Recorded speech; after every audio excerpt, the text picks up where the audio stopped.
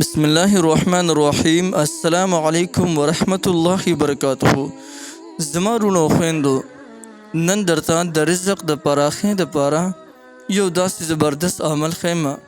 کله چې تاسو دا عمل وکړئ، رب العالمین به د ستاسو روزي داسې پراخه کړي چې د ستاسو په وهم فهم ګمان کې به هم نه تیریږي. او دا د الله جل جلاله یو دوه مبارک نومونه دي، یا وهاب یا رزاق. د دې ډېر لوی برکات او تاثیرات دي. کوم خلک چې د یا وهاب یا رزاق د دې رموز اسرار او برکاتو نه واقف شول، هغوی د دنیا او د آخرت د دواړو ښېګړې حاصلې کړلې.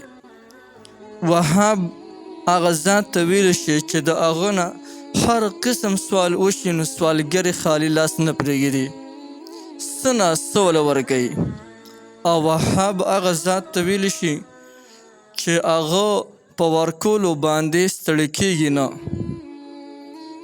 دغه رنګ که د یا وهاب سره د الله جل شانه دغه بل جلیل القدر او مبارک نوم د یا رزاق وظیفه وکړی شي، نو دا خو نور اعلی نور شو چې بیا د رب العالمین نه د کم څیز دپاره سوال وکړي نو رب العالمین به درته هغه څیز درکوي.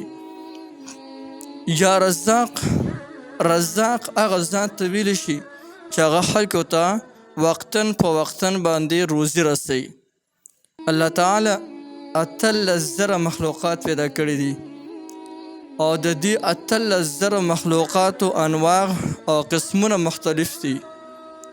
په دې 18,000 مخلوقاتو کې څه مخلوقات هغه دي چې هغه وقتاً په وقتاً باندې تازه وي نسکي د زناورو، او څه پکې هغه زناور دي چې هغه وقتاً په وقتاً باندې تازه غوښه خوري. رب العالمین هغوی ته وقتاً په وقتاً باندې تازه غوښه او تازه وینه ورکوي.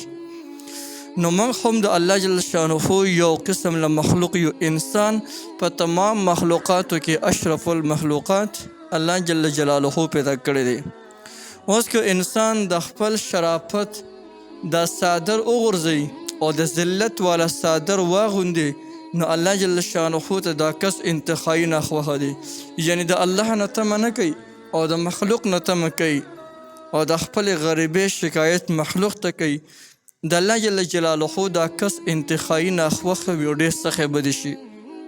دې وجې نه که په موږ او تاسو باندې څه سخته تکلیف مصیبت رالو، نو موږ به اواز صرف الله ته کوو، ذکر به صرف د الله کوو، نوم به صرف د الله هلو، خان او نواب پسې به نه ځو. ولې ته چې د چا نه سوال کوې نو هغه خپله الله ته محتاج ده، هغه په خپله د الله جل جلاله نه سوال کوي. نو که د چا روزي لنډه تنګه وي، یا د غریبۍ نه تنګ راغلی دی او یا په مشکلاتو کې ګیر دی، نو هغه له پکار دی چې د یا وهاب و یا رزاقو دا ذکر شروع کی. رب العالمین به د دو روزي داسې پراخه کړي چې په ذهن کې به هم نه تیریږي چې دا څنګه پراخه شوله. داسې ورته رب العالمین اسباب برابر کی.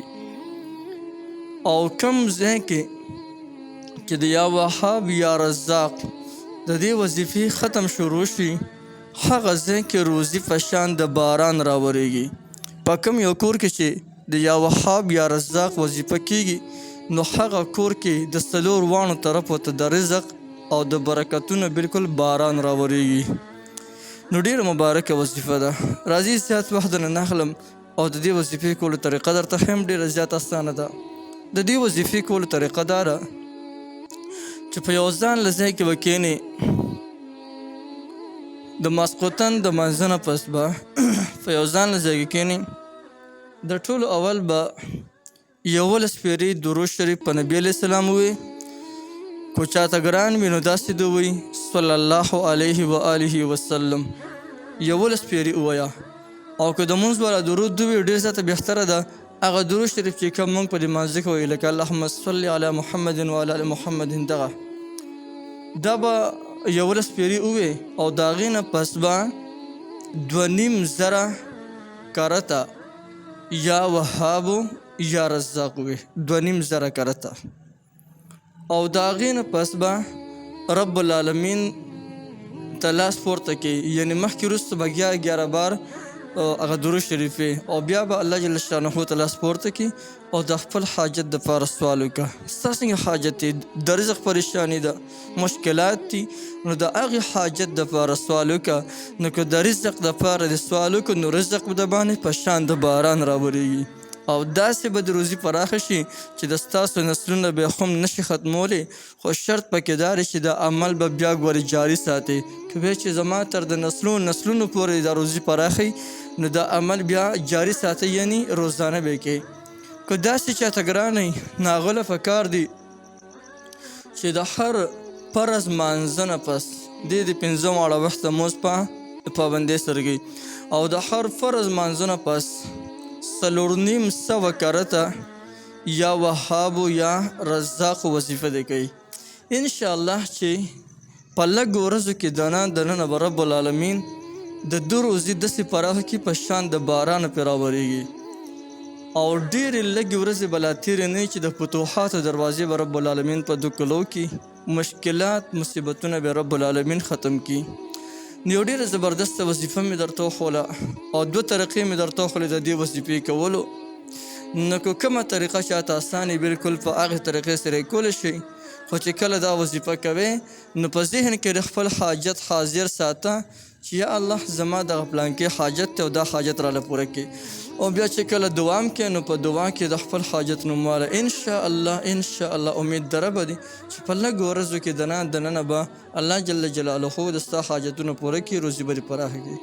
یو ډېر زبردسته وظیفه مې درته وښوله، بالکل یې تاسو کولی شئ. تاسو ټولو ته د دې مکمل اجازت دی، هر څوک د دې نه مکمل فایده اخیستلی شي.